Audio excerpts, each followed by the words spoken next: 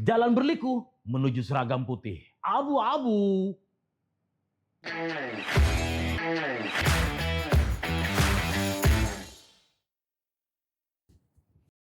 Halo teman-teman Podium Palangkapos dimanapun Anda berada. Ketemu lagi sama saya, Giben Panpuntun tentunya. Anak adalah masa depan bangsa. Kalimat ini sudah begitu sering diucapkan. Sampai-sampai hampir setenar jargon. Harga naik karena faktor global. Namun, data BPS Kota Palangkaraya 2025 menunjukkan perjalanan menuju seragam putih abu-abu ternyata tidak semulus jalan tol dalam iklan.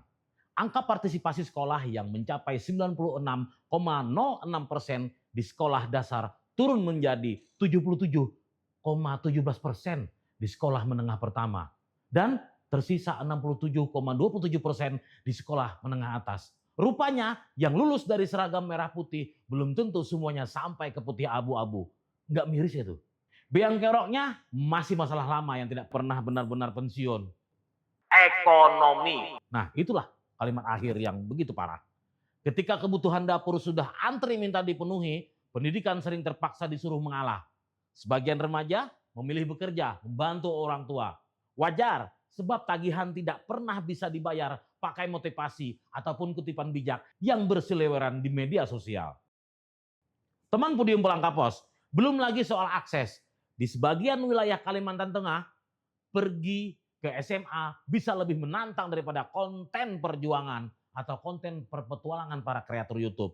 Ada yang harus naik perahu, ada yang menempuh perjalanan jauh, ada yang tidak pakai seragam, ada yang tidak pakai sandal, ada yang tidak pakai sepatu, ada yang naik gunung, ada yang turun gunung, ada yang pun naik lembah, ataupun menaiki jembatan yang patah-patah dan merogoh biaya transportasi yang bikin dompet megap-megap.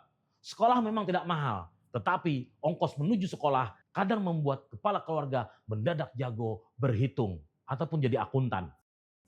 Tantangan lain datang dari zaman yang serba instan.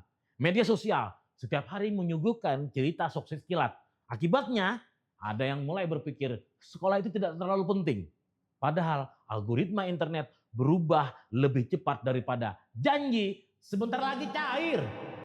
Yang viral hari ini bisa tenggelam besok pagi. Sementara bekal pendidikan tetap dibutuhkan sepanjang hayat dan sepanjang masa kita. Teman Podium Palangkapos, karena itu rendahnya partisipasi SMA tidak boleh dianggap sekedar angka statistik. Bantuan pendidikan harus tepat sasaran. Jangan sampai seperti paket salah kirim.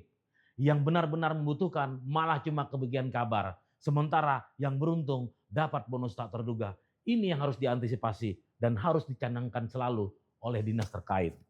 Sekolah juga punya pekerjaan rumah untuk menjaga semangat anak-anak. Sebab pendidikan bukan sekadar mengejar nilai, melainkan menjaga mimpi agar tidak gugur sebelum berkembang.